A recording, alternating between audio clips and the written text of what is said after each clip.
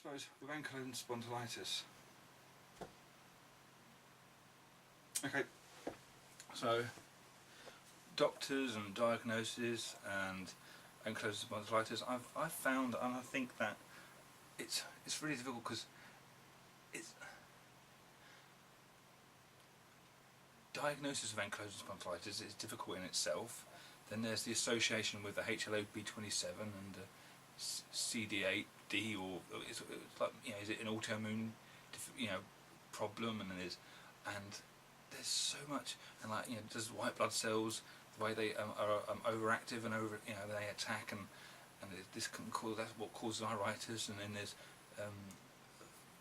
the photophobia thing, where not photophobia, it's weird. It's like, since my iritis, if I move in from a very dark area into a very light area, I sneeze, and that isn't good because sneezing hurts.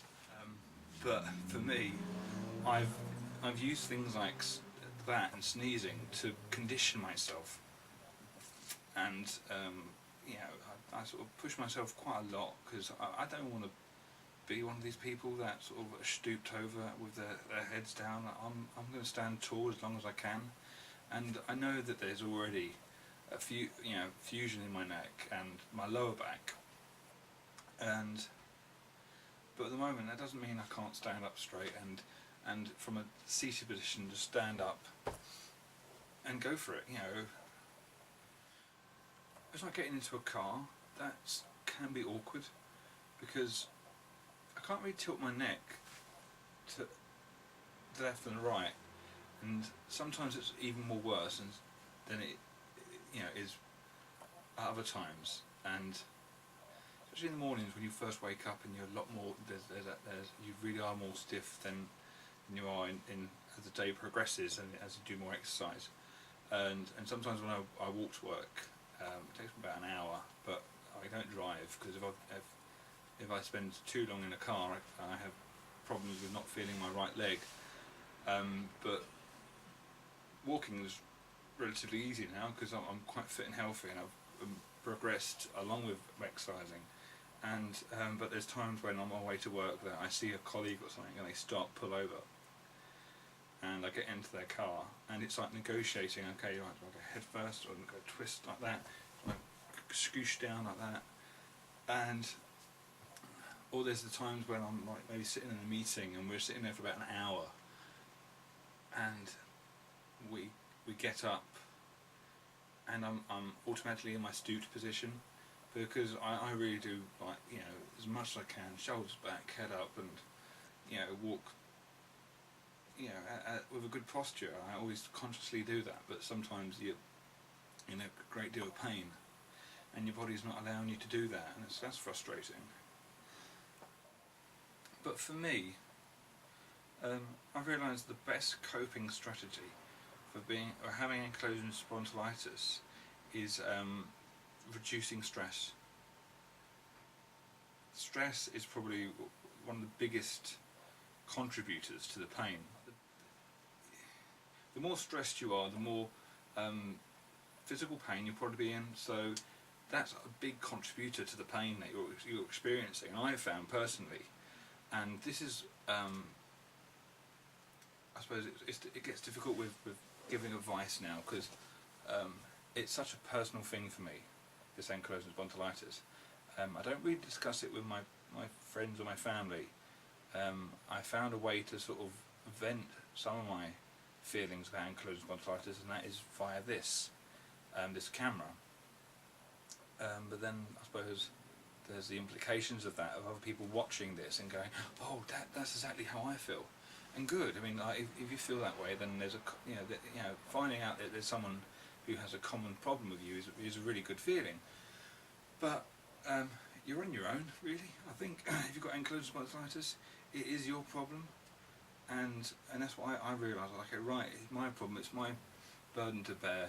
And there was a time when it's like living out sympathy from other people, and you can so easily get caught up in that and feed off that, and that's so dangerous. And this is probably really, some of you might be thinking is really contradictory because here's someone like, you know, spouting this out on YouTube, but you people don't matter in my life because I don't know who you are. But you know, my friends and family don't see this stuff, so what they see of me is someone that doesn't stop and doesn't give up, and I'm sort of like, right, my mum and dad sort of raised me to be a sort of certain person, so I'm going to be that person, and hopefully not let something like ankylosing spondylitis get to me, and that's what I'm doing really, just not letting it get to me. And I'm pushing myself, really am pushing myself.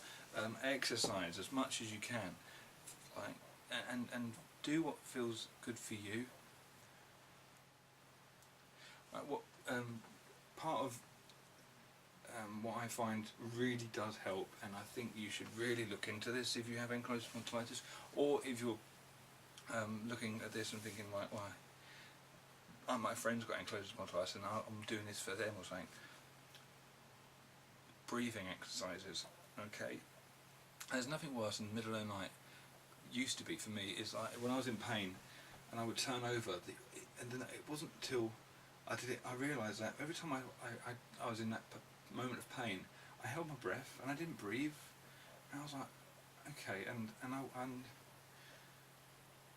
I learned a bit about yoga and stuff, and I thought, well, that's good for stretching, and I thought, actually no, I'm not breathing. If I'm in this moment of pain, the first thing I do is go, and I stop breathing. It's like my whole system stops, and I'm just feeling the pain. So it's like, no, I'm gonna feel the pain, and I'm gonna breathe through it. And so, for me, coping with the pain is a lot about deep breathing and stretching.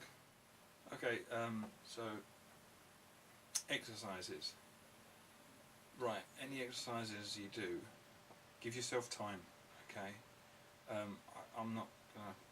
I did at one point post some exercise stuff on YouTube, but that was quite silly really. I didn't really think about that. The best advice I can give you for exercise is give yourself time, okay?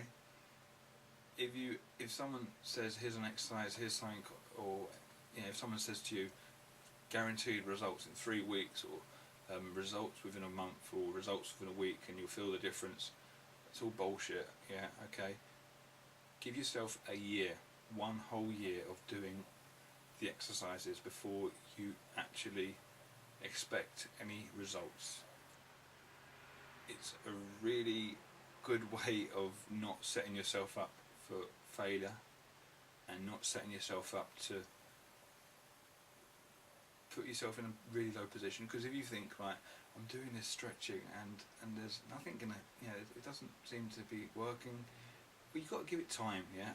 A whole year. Give it any exercise you're doing, if you're starting it, give it a year, and then, right, okay, after this date, I'm going to see how I feel, and you will feel better after a year. Exercising is probably one of the best things you can do. There's stuff about diets, and I love my grub, and I love big pasta, I love all this big energy foods, and there's lots of starch in that, and I'm still going to continue eating starch. And okay, I know there's this advice about sort of, you know, reduce eating starch, then you're going to feel better. I don't know about that. These videos are just me venting like how I feel about this condition. There are times when I know that I can kick its ass, and there's times when it's battering the shit out of me, and it's just like that really. I mean, what do you do?